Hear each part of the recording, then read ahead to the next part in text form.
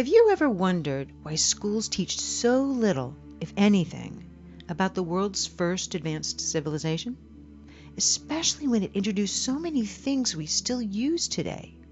Why the mystery around Sumeria, which was in Mesopotamia and what's now modern-day Iraq? After all, here are just some of what they gave us. The modern calendar, based on lunar cycles, the 60-20 counting system used for geometry and measuring time, the wheel, the plow, irrigation systems like levees and canals, sailboats. They even spoke the first known language. And, most importantly, they left evidence of the first recorded writing. That's a lot of intelligent contributions to humanity. So why aren't we taught more about this clearly advanced and influential civilization? Well, connect the dots and you'll discover why the omission could be deliberate.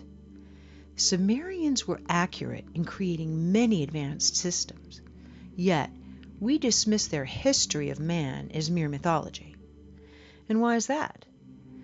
Well, if we gave the same credibility to their written history as we've given their inventions, we'd be teaching a completely different version of our origins.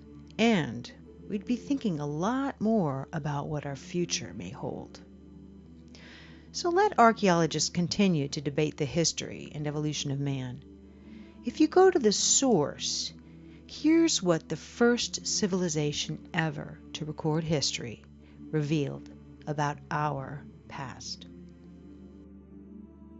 In 1849, a British archaeologist discovered 14 tablets in Sumeria. To date, these are the oldest known writings, and they date back to the 24th century BC. While the stories on them share much of what other ancient writings say, they put a whole new spin on the other ancient sacred texts. You see, while they do refer to a father of all beginnings, or some kind of ultimate supreme being, the tablets say that the creators in Genesis, the Garden of Eden, Adam and Eve, these were polytheistic gods of ours, otherworldly beings, or just plain out, they were aliens. The entire first 2 tablets explain who they were and where they were from. Tablet 3 tells of the 6 days of creation, or settlement, on Earth. Later, they explain how the human race was genetically manipulated by these beings and did not evolve randomly. Even the technology Sumerians gave us came from these beings. Are you interested now in knowing more about what the Sumerians had to say about our history? Here are selected legends from the 14 tablets and their parallels with other ancient sources. According to the Sumerian tablets, 445,000 years ago, creator gods, as they call it, came to Earth. The only inhabitants of Earth were wild and undomesticated animals, and early ancestors of man. These beings were called the Anunnaki, which means those who from heaven to earth came. The Anunnaki inhabited a distant orbiting planet called Nibiru, which only entered our solar system every 3,600 years. They describe Nibiru as many times the diameter of Earth and abundant with iron oxide, making its rivers and lakes appear red. Now, a side note about Nibiru. According to the tablets, Nibiru's atmosphere began to deteriorate and become a hostile place for life, and in order to restore it, the Anunnaki needed one important element for their atmosphere: gold. Now, here are a few interesting facts. There is proof that gold nanoparticles can be used to repair our damaged ozone. It shields radiation, which explains why NASA uses gold foils in their space stations.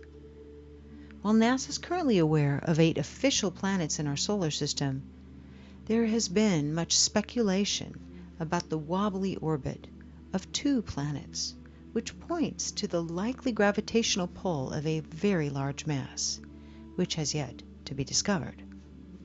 Now, detection of this mass traces back decades, But in October of 2017, NASA published an article called "The Super Earth That Came Home for Dinner," stating, "There are now 5 different lines of observational evidence pointing to the existence of Planet 9. If you were to remove this explanation and imagine Planet 9 does not exist, then you generate more problems than you solve." Clearly, there is potential of another planet yet to be discovered in our solar system.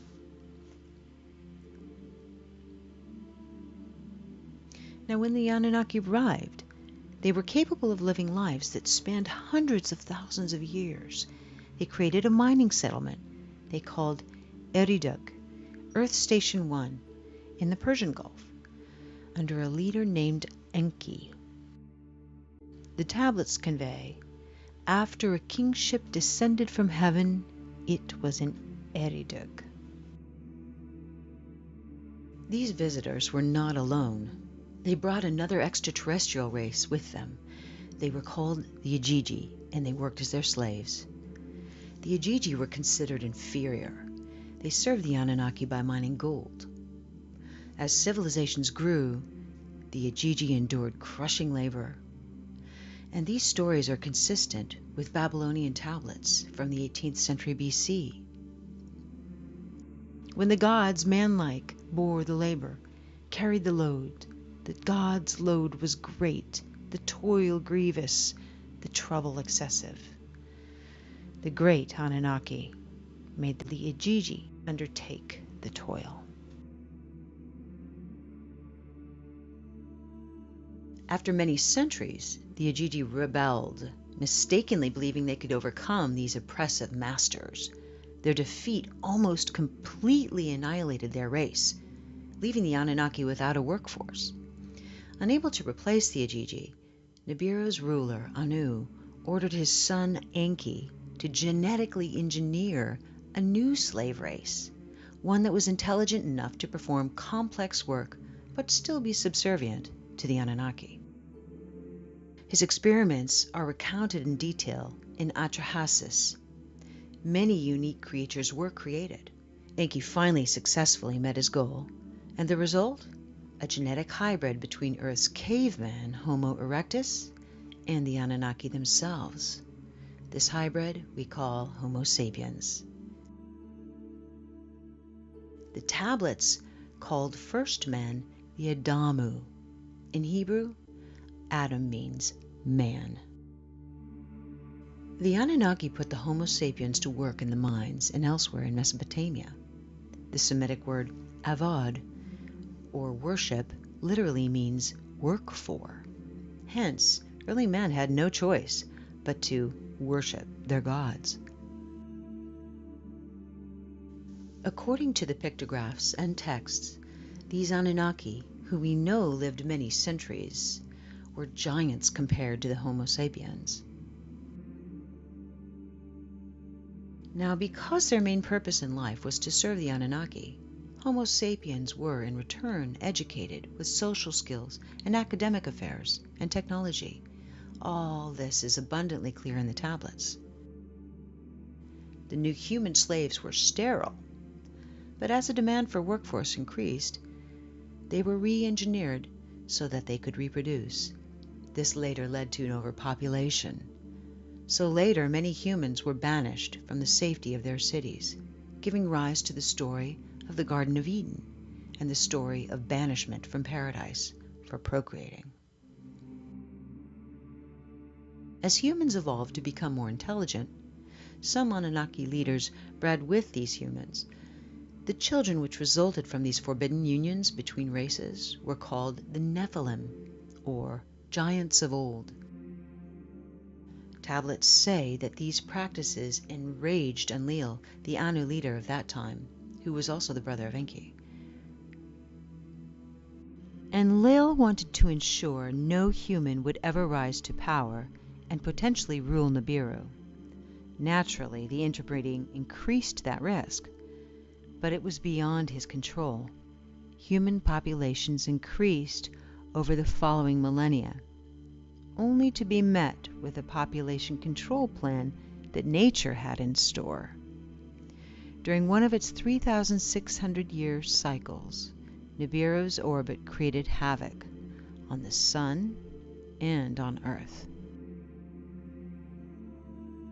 Nibiru is also called the Destroyer in the Kolbrin, which is an ancient gospel found in Scotland that was omitted from biblical text, much like the Dead Sea Scrolls were. It reads, "Men forgot the days of the Destroyer. Only the wise know where it went, and that it shall return at the appointed time. The Destroyer, its color, bright and fierce and ever-changing, was an unstable appearance, a fierce body of flames." Though stating Nibiru usually passes without causing harm, the tablets describe one cataclysmic event which occurred when Nibiru neared Earth. It says, first, black spots appeared on the Sun's surface. The Earth's magnetic field became weaker, the temperature rose, and ice caps began melting. This event we call the deluge, or the Great Flood. It also reads, "For days before the day of the deluge, the earth was rumbling, groaning, as if with pain. For nights before the calamity struck, in the heavens, Nibiru as a glowing star was seen." Well, according to the tablets, Enlil saw the oncoming disaster as an opportunity to rid the planet of humans that he deemed unworthy.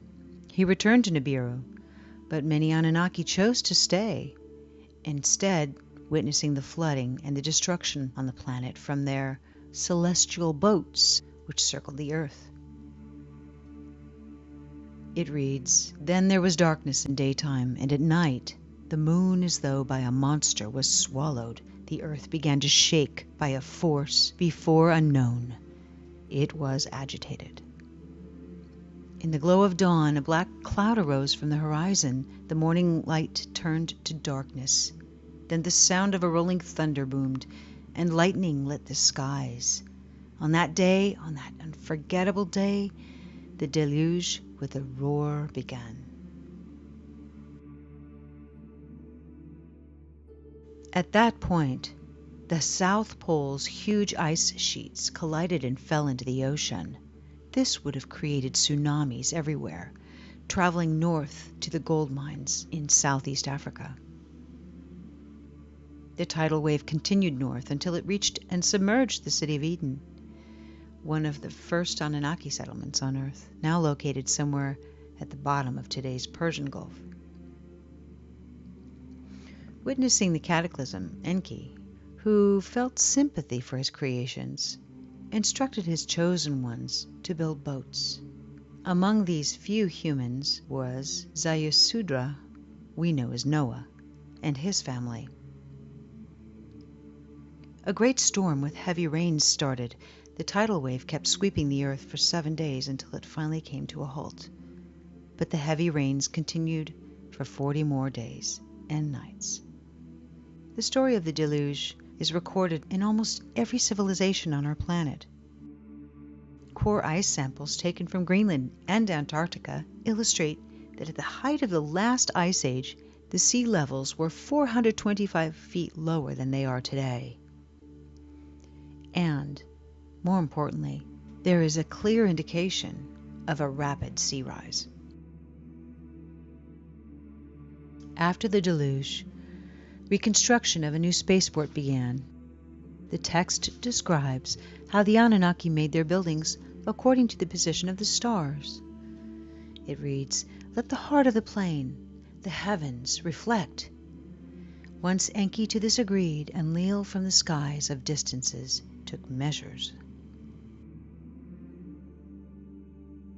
Indeed, the pyramids, now questioned to be much older than originally determined, and many other ancient monuments are, in fact, aligned to the stars.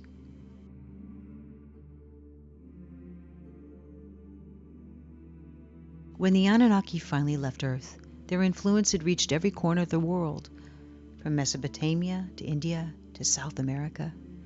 Before they left, they gifted humanity the Sumerian civilization, which was inexplicably advanced for its time, having made a sort of a sudden appearance as a mature and highly organized culture that came out of nowhere.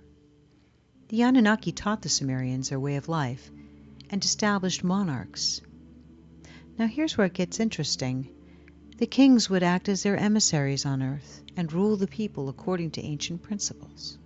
Unbeknownst to man, royal bloodlines were genetically manipulated by the Anunnaki.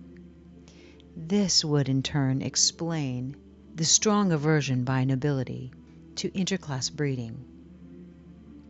Some people speculate that the Anunnaki have deceptively managed to control the Earth through this selective breeding of nobility for centuries, millennia.